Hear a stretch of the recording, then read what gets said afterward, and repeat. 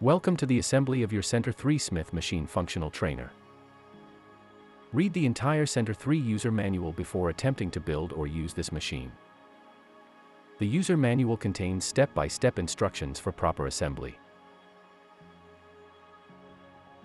Warning: before beginning any exercise program, consult your physician. This is especially important for individuals over the age of 35 or persons with pre-existing health concerns.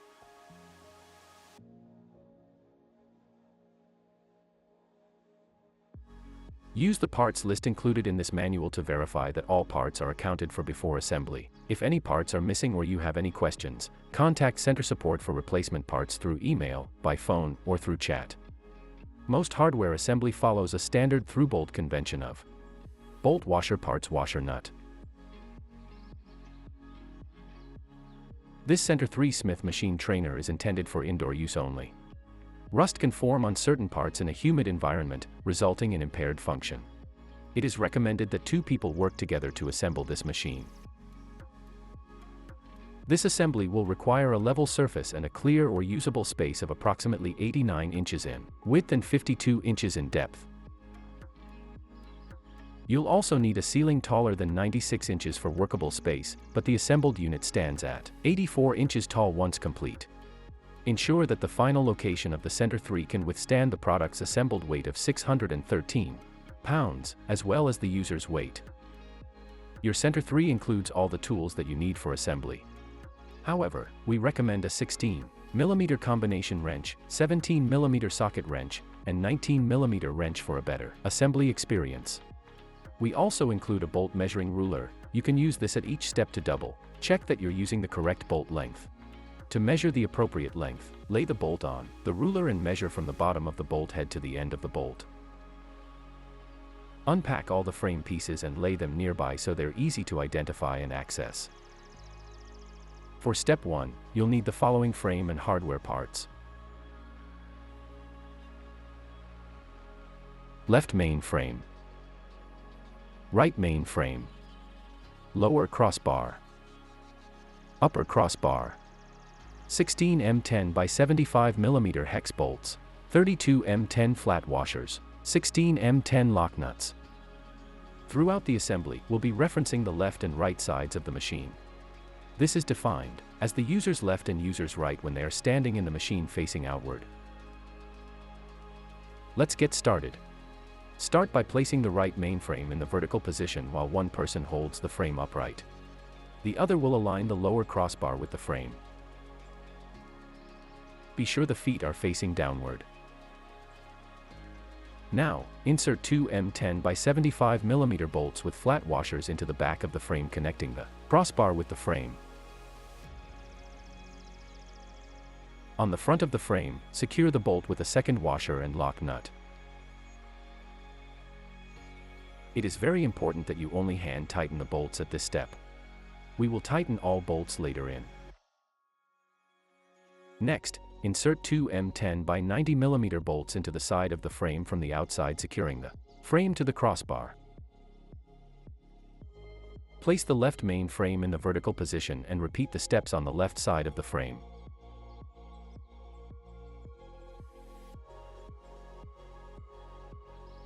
Now position the upper crossbar between the 2 frames. The upper crossbar has holes for the bench and accessory storage, which we will assemble later on.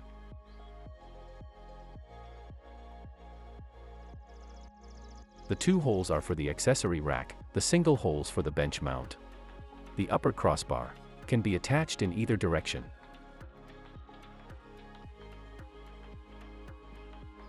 Next, repeat the bolt configuration on both sides, just as you did with a lower crossbar.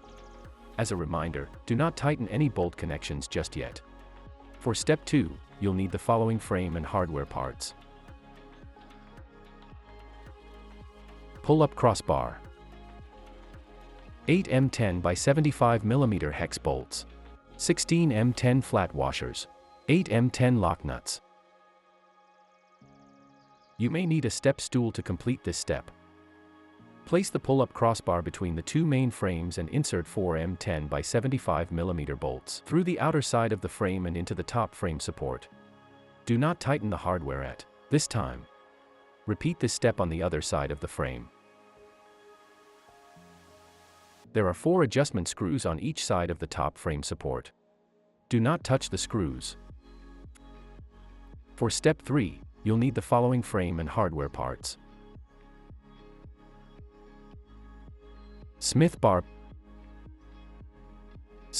pins, Smith bar end caps, 8mm 6x14mm Allen head screws, 2mm 5x14mm Phillips head screws. Before we begin, move both sliding carriages to the lowest position. Position the Smith bar between the 2 carriages. Note the R and L stickers of both the bar and the Smith bar sliders. The R on the bar should be matched with the R in the slider. The same is true for the left side with the L. Insert the Smith bar pins through both the right and left Smith bar sliders, then into the hands of the Smith bar. Now, insert and tighten the 4mm 6 Allen head screws on both sides to secure the Smith bar pins to the Smith bar sliders.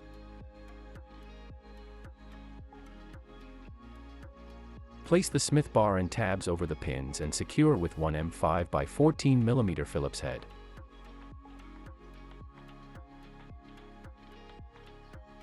Now, you may tighten all hardware from steps 1 through 3. Adjust the leveling feet on the bottom crossbar until they touch the ground. Check that the machine feels level and sturdy. Adjust the feet if needed.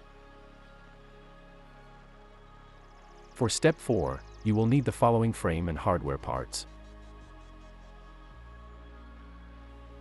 Top plate assemblies, rubber bumpers, weight stack pulleys, weight stack guide rods, weight stacks, 4mm 10x115mm hex bolts, 8mm 10 flat washers, 4mm 10 lock nuts. Now thread the weights back pulleys into the top of the top plate assembly on both sides. It is critical that you leave about 1/4 inch of thread between the bottom of that pulley and the top of the top plate. There are 2 of these, 1 for each weight stack. Set these to the side for now. Grab your 2 weight stack guide rods. Find the end of the guide rods with holes. Then insert that end into the holes in the frame. Make sure to align the holes in the guide rods with the holes in the bottom tube of the main frame. Then slide 1 rubber bumper onto each of the guide rods. Complete this step on both sides and then let the weight stack guide rods rest at an angle away from the frame. Using the provided lubricant, spread the liquid up and down the guide rods at this time. Before moving forward, be sure that your Centr 3 is in the final desired location. Once the weight plates are installed, it will be very difficult to move. Now it's time to install your weight plates. It is critical that you install your weight plates in the correct orientation. So let's identify the top, bottom, front and back of your weight plates. The bottom of each plate will have 3 foot pads, so these should always be facing down. The front of the weight plate has a cutout for the weight plate sticker. This will face inward towards the inside of the machine. When stacked properly, they will look like this. Slide 50 weight plates onto each side of the machine.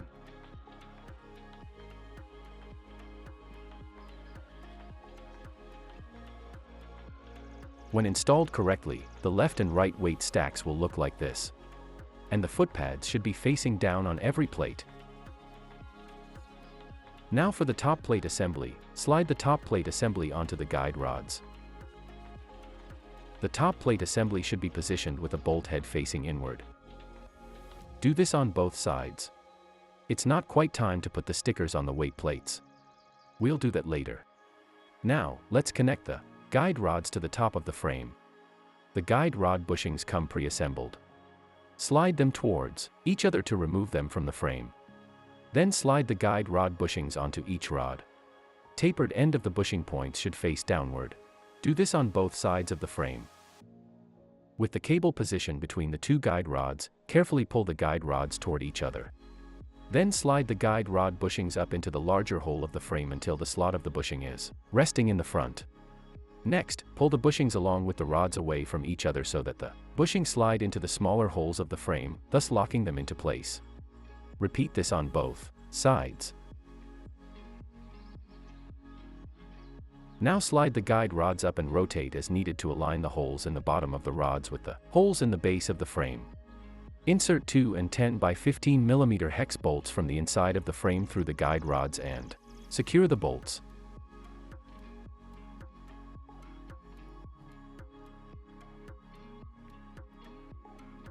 Now for step 5. Now we need to route the cable into the weight stack pulley. Remove the pulley from the top plate.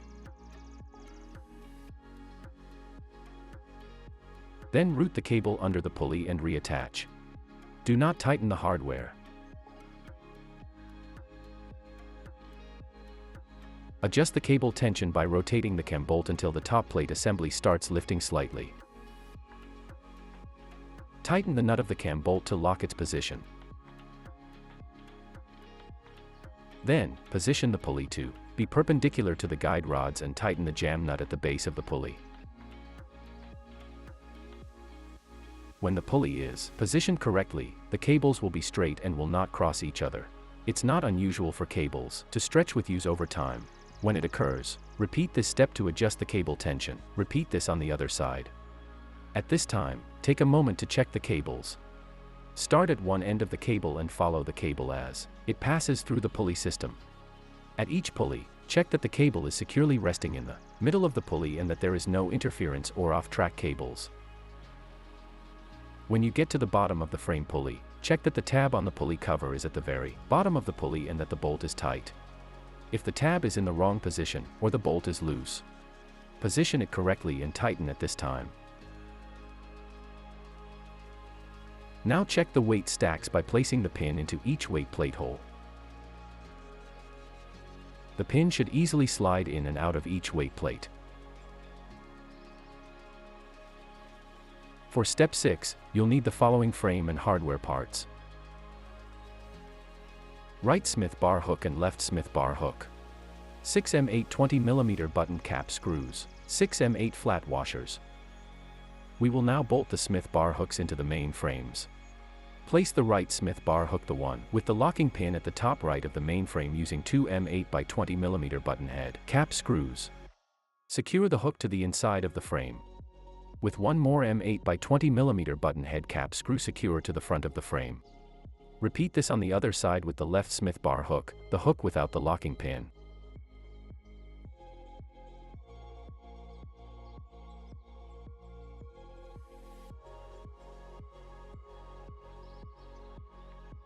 It is critical that you properly store your Smith bar using the locking pin whenever the Smith bar is not in use.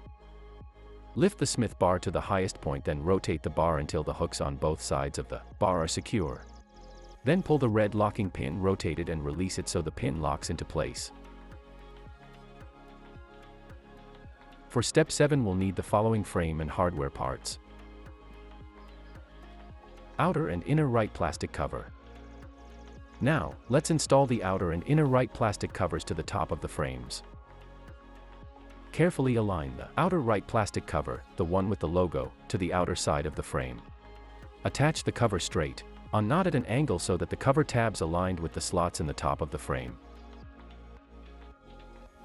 Apply even pressure to the outer edges of the plastic cover until the cover snaps into place. You may need to use the heel of your hand to gently tap on the outer edges. Repeat this step on the inside and outside of each side of the main frame. For step 8, you'll need the following frame and hardware parts. Now we will install the weight stack shrouds. There are 3 different shroud widths and each root is mounted to the machine with a shroud plate that threads through a pocket on the shroud. Let's start on the outside of the machine. Find the top shroud plate mark with 2 stickers. One sticker will read top, the other will read rear. The rear sticker should be positioned towards the rear of the machine while the top sticker is positioned towards the top of the machine, then thread it through the widest shroud. Secure the top shroud plate to the top frame of the machine with 2 M8 by 20mm button head screws and washers. Just hand tighten for now. Then secure one end of the bottom shroud plate to the frame without tightening the screw. Be sure the notches are facing upward. Then thread the bottom strap plate to the bottom of the shroud. Next, secure the other end of the bottom shroud plate to the frame. Tighten all screws. Repeat this step on the left outer side of the main frame. Before we install the inner shrouds, let's apply the weight plate stickers.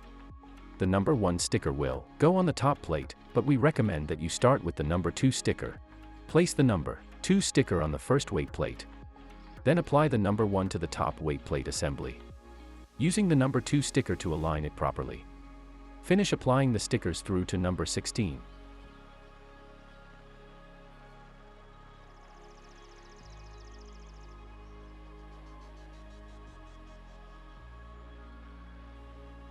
Now we can install the inner shrouds.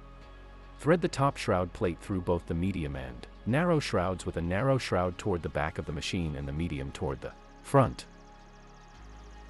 Secure the top shroud plate to the frame with those same M8 by 20 mm button head screws and washers. Repeat with the bottom shroud plate. Remember, be sure the notches are facing upward and tighten bolts once complete. Then repeat this step on the other side of the main frame.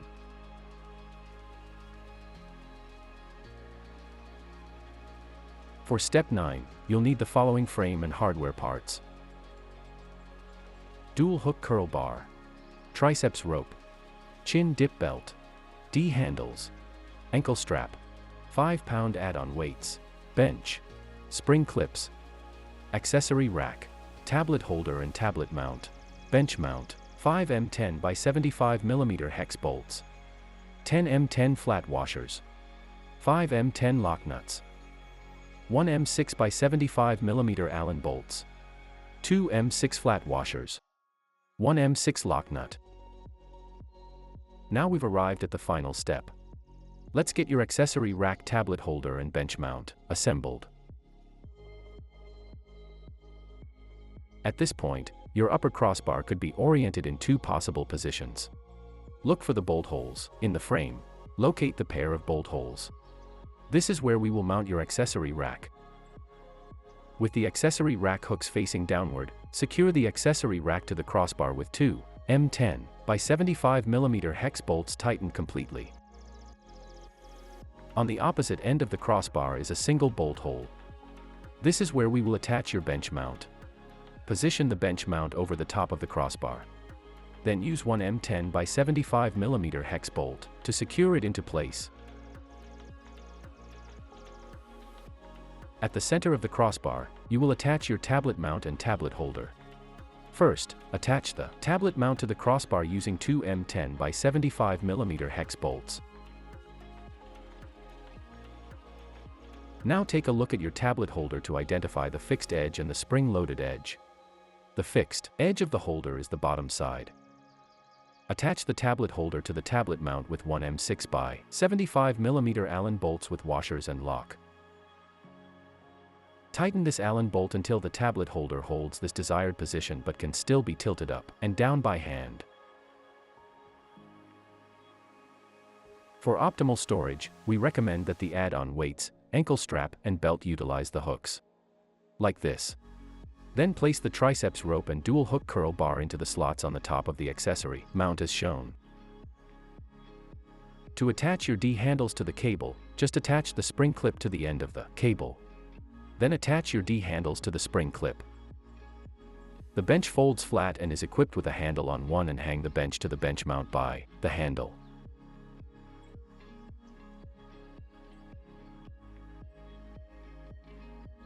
To safely store a tablet in the tablet holder, open the tablet holder by sliding up the spring-loaded edge. Secure your device within the tablet holder and release the spring-loaded edge so it hugs your device. Now, let's check your work with a quick walkthrough of the machine. Grab your Smith bar and slide it up and down the machine. This should feel smooth. Now move the bar all the way to the top. Rotate the bar to hook into the storage position and securely store it with the red locking pin. Let's check the sliding carriages next. Lift the red handle to move the sliding carriage up and down the machine. This should feel smooth and without friction. Check a handful of locking locations by releasing the handle. Repeat this on both sides of the machine.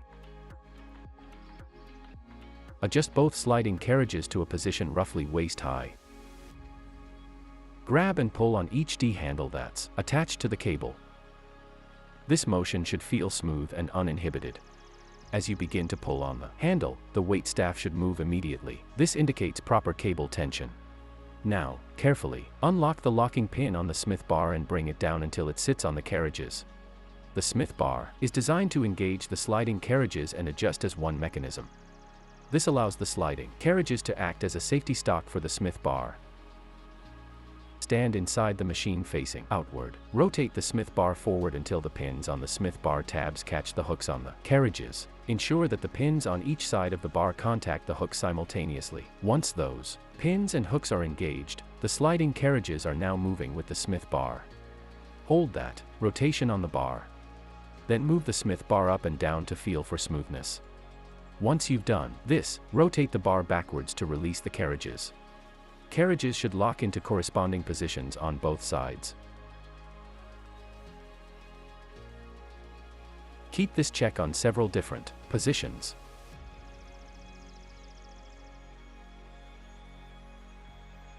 Once complete, slide the Smith bar up, rotate it, and lock it back into the secured storage position. As a reminder, the Smith bar should always be in the stored in locked position or not in use. As one last check, simply hang from the pull-up bar. If the machine is level and all bolts are tightened properly, it should feel solid and stable. If the Centr 3 passes this final check, then you're cleared for your first workout. Congratulations! That completes the assembly of your Centr 3 Smith Machine Functional Trainer. Transform your wellness routine and unlock limitless ways to train by activating your complimentary Centr digital membership. Get started and make the most of your Centr 3 with the included Quick Start Guide.